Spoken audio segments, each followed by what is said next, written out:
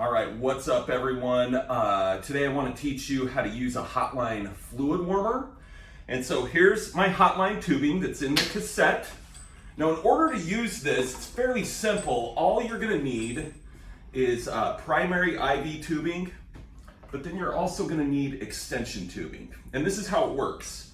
You're gonna use your primary IV tubing to feed the cold fluid from the IV bag into the fluid warmer. And then after this fluid is warmed, you're gonna use the extension set to take the warmed fluid and be able to connect it here to your patient's IV. So it's really that simple. You just connect as I've showed you. Obviously, flush the tubing before you connect it to the patient and it should be good to go.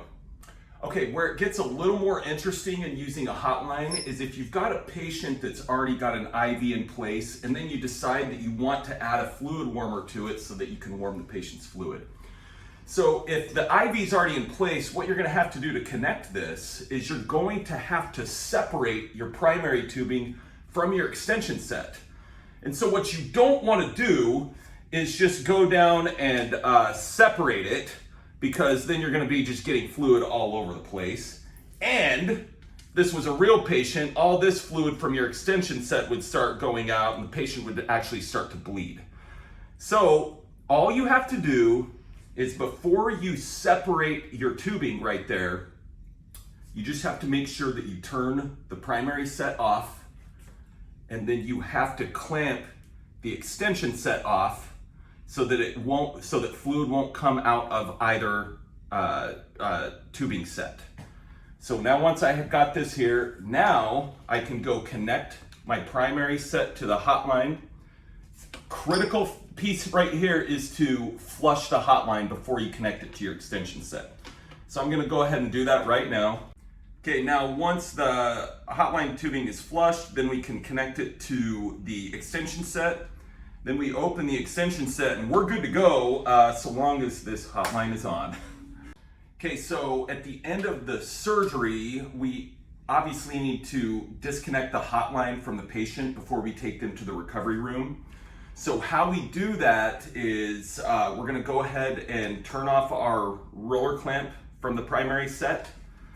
We're going to clamp the tubing on the extension set, and this is going to allow us to disconnect from the Hotline tubing. So we're gonna disconnect there. Then we're gonna come up here. Now I'm gonna clamp off here so that when I disconnect my primary set, the fluid won't be going back.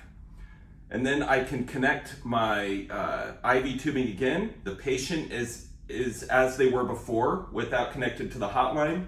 And then just like if this is on, you want to make sure that you turn it off before you take your Hotline cassette out, otherwise it's gonna leak fluid everywhere. So what I would do is I would turn this off, and then I can take my Hotline fluid out and throw it away. Yeah, so he works for corporate.